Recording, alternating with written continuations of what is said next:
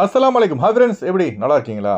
குவைத்தின் வானிலை படுமோசம், வெளிநாட்டவர்களை எச்சரித்த மனிதவளத்திற்கான பொது ஆணையம். மிக முக்கியமான நியூஸை பார்க்க போகிறோம்.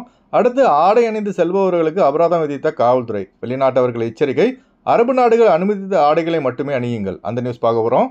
அடுத்து, குவைத்தி வாகனம் மோதி பரிதாபமாக உயிரிழந்த வெளிநாட்டவர்.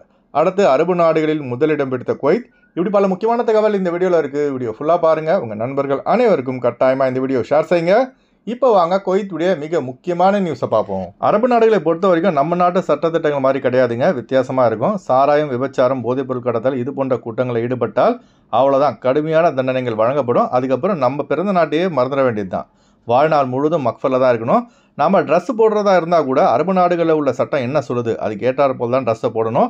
இப்போ ஒரு சம்பவம் பார்த்தீங்கன்னா சவுதி அரேபியாவில் நடந்திருக்கு. நைட் டைமில் நைட் ட்ரெஸ் போட்டுக்கிட்டு வெளியே சென்ற நபருக்கு சவுதி அரேபியா காவல்துறை அபராதம் விதித்துள்ளது. இப்போ நீங்கள் பார்க்குறீங்கல்ல, இதுதாங்க அந்த வீடியோ. எந்த அளவுக்கு சட்டங்கள் இருக்குது பாருங்கள். அதனால் பொது வெளியில் போகும்போது நைட்டில் போடுற உடைகள், லுங்கிகள் இதெல்லாம் போட்டுட்டு மெயினான இடங்களுக்கு செல்லாதீங்க. சவுதி அரேபியா மட்டும் கிடையாது, குவைத்திலும் இதே நிலைமை தான். நம்ம அஜ்னபி, அதாவது வெளிநாட்டவர்கள் வசிக்கக்கூடிய ஏரியாவாக இருந்தால் மாஃபி முஷ்கில, இதுவே அரபியர்கள் வாழக்கூடிய ஏரியாவாக இருந்தால் முஷ்கில் தான். அடுத்த தகவல், குவைத்தின் வானிலையானது வரவிருக்கும் நாட்கள் அதிக வெப்பமாக இருக்கும் என எதிர்பார்க்கப்படுகிறது. இந்த ஆண்டின் அதிக வெப்பம் நேற்று ராபியாவில் பதிவாகியுள்ளது. அதாவது மெட்ரலாஜிக்கல் டிபார்ட்மெண்ட் வெளியிட்ட தகவல் படி 51 டிகிரி செல்சியஸாக பதிவாகியுள்ளது. அதேபோல் குவைத் ஏர்போர்ட் சுற்றியுள்ள பகுதிகளில் 50 டிகிரி செல்சியஸாக வெப்பம் பதிவாகியுள்ளது. அதுபோல் குவைத்திகள் மற்றும் வெளிநாட்டவர்களை the public authority for manpower நேரடி சூரிய ஒளியின் கீழ் செல்வதை தவிர்க்குமாறு மனிதவளத்திற்கான பொது ஆணையம் எச்சரித்துள்ளது. அதாவது குறிப்பாக பார்த்தீங்கன்னா காலை 11 மணி முதல் மாலை 4 மணி வரை. அதுபோல் கட்டிட வேலை செய்பவர்கள், ஃபுட் டெலிவரி செய்யும் பைக் ரைடர்கள் இவர்களுக்கும் நேரடி சூரிய ஒளியின் கீழ் வேலை செய்ய தடை செய்யப்பட்டுள்ளது. அதாவது ஜூன், ஜூலை, ஆகஸ்ட் ஆகிய 3 மாதங்கள் காலை 11 மணி முதல் மாலை 4 மணி வரை வேலை செய்யக்கூடாது. இதனை மீறும் வெளிநாட்டவர்கள் மற்றும் அவரின் கம்பெனி மீது அபராதம் விதித்து கடுமையான நடவடிக்கை எடுக்கப்படும் என public authority for man power எச்சரித்துள்ளது. அடுத்த தகவல், அரபு நாடுகளை பொறுத்த வரைக்கும் கடல் நீரை தான் சுத்தம் செய்து குடிநீராக பயன்படுத்துகிறார்கள். குவைத், கத்தார், துபாய், பஹ்ரைன் ஆகிய அரபு நாடுகளிலும் இதை தான் ஃபாலோ செய்கிறாங்க. இந்த மாதிரி கடல் நீரை சுத்தம் செய்து வழங்குவதில் அனைத்து அரபு நாடுகளை விட குவைத் தான் சிறந்த குடிநீரை வழங்குவதாக புள்ளி விவரம் வெளியாகியுள்ளது. சுத்தமான குடிநீரை வழங்குவதில் குவைத் முதலிடம் உள்ளது. 2வது இடம் பார்த்தீங்கன்னா கத்தார், 3வது இடம் யுனைடெட் அரப் எமிரேட்ஸ், 4வது இடம் பஹ்ரைன், 5வது ஜோர்டான், 6வது ஒமன், 7வது சவுதி அரேபியா என புள்ளி விவரம் வெளியாகியுள்ளது. என்னதான் குவைத் முதலிடமாக இருந்தாலும் அங்கும் குடிநீரை சுத்தம் செய்துதான் குடிக்க பயன்படுத்துகிறார்கள்.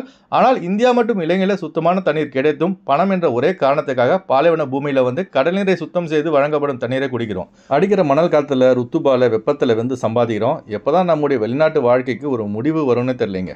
ஒவ்வொரு பயணத்திலும் நினைப்போம் இதோட குவைத்துக்கு வரவே கூடாதுன்னு. ஆனால் பொருளாதார பிரச்சனை நம்ம மறுபடியும் குவைத்துக்கு வர வைக்கிறது.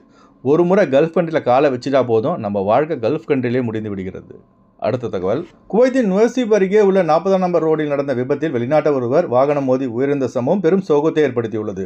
அரப் டைம்ஸ் பத்திரிகையில் வெளியான ஆதாரத்தின்படி ஹைவே சாலையில் சாலை பராமரிப்பு வேலை செய்து கொண்டிருந்த 44 வயது மிக்க வெளிநாட்டவர் மீது ஒரு குவைத்தி குடிமகன் வாகனம் மோதியதால் அந்த நபர் பரிதாபமாக உயிரிழந்துள்ளதாக தகவல் வெளியாகியுள்ளது. மரணித்தவருக்காக பிரார்த்தனை செய்யுங்க. இன்னா லில்லாஹி வ இன்னா இலைஹி ராஜிஊன். அடுத்து வாங்க ஃப்ளைட்டுடைய அப்டேட் பார்ப்போம். குறைந்த கட்டணத்தில் விமான டிக்கெட் எடுக்க விரும்புபவர்கள் ஸ்க்ரீனில் தெரிகிற ஜியா டிராவல்ஸ் நம்பரை கான்டெக்ட் பண்ணிட்டு குறைந்த கட்டணத்தில் விமான டிக்கெட் எடுத்துக்கொள்ளலாம்.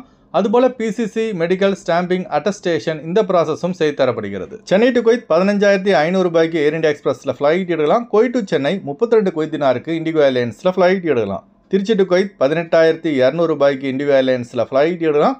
குவைத் டு திருச்சி 31 குவைத் தினாருக்கு இண்டிகோ ஏர்லைன்ஸில் ஃப்ளைட் எடுக்கலாம். திருவனந்தபுரம் டு குவைத் 14,300 ரூபாய்க்கு ஏர் அரபியாவில் ஃப்ளைட் எடுக்கலாம். குவைத் டு திருவனந்தபுரம் 42 குவைத் தினாருக்கு இண்டிகோ ஏர்லைன்ஸில் ஃப்ளைட் எடுக்கலாம். கொச்சின் டு குவைத் 12,200 ரூபாய்க்கு ஏர் இந்தியா எக்ஸ்பிரஸில் ஃப்ளைட் எடுக்கலாம். குவைத் டு கொச்சின் 28 குவைத் தினாருக்கு ஏர் இந்தியா எக்ஸ்பிரஸில் ஃப்ளைட் எடுக்கலாம். பெங்களூர் டு குவைத் 10,500 ரூபாய்க்கு சலாம் ஏர்வேஸில் ஃப்ளைட் எடுக்கலாம். குவைத் டு பெங்களூர் 32 குவைத் தினாருக்கு இண்டிகோ ஏர்லைன்ஸில் ஃப்ளைட் எடுக்கலாம். கொழும்பு டு குவைத் 60 குவைத் தினாருக்கு ஏர் அரபியாவில் ஃப்ளைட் எடுக்கலாம். குவைத் டு கொழும்பு 43 குவைத் தினாருக்கு இண்டிகோ ஏர்லைன்ஸில் ஃப்ளைட் எடுக்கலாம். அடுத்து வாங்க குவைத்துடைய தினார் ரேட் பார்ப்போம். ஒரு தினார் குவைத் இந்தியாவின் மதிப்பு 279 ரூபாய் 50 பைசாவாக உள்ளது. ஒரு தினார் குவைத் இலங்கையின் மதிப்பு 977 ரூபாய் 99 பைசாவாக உள்ளது. இப்போ நான் சொன்னது வந்து குவைத்துடைய அல்முலா ரேட்டுங்க. அடுத்து குவைத்துடைய கோல்டு ரேட் பார்ப்போம். 1 கிராம் 24 கேரட் தங்கத்தின் விலை 33 தினார் 82 ஃபில்ஸாக உள்ளது. 1 கிராம் 22 கேரட் தங்கத்தின் விலை 30 தினார் 336 ஃபில்ஸாக உள்ளது. ஓகே ஃப்ரெண்ட்ஸ், இந்த வீடியோ மாதிரி ஷேர் செய்யுங்க. இந்த வீடியோ சம்மந்தமாக நீங்கள் என்ன நினைக்கிறீங்கன்னு மறக்காமல் கமெண்ட் பாக்ஸில் பதிவு செய்யுங்க. எப்போதும் இணைந்திருப்போம். உங்களின் ஒருவன் ஜியாவுதீன். அஸ்ஸலாமு அலைக்கும்.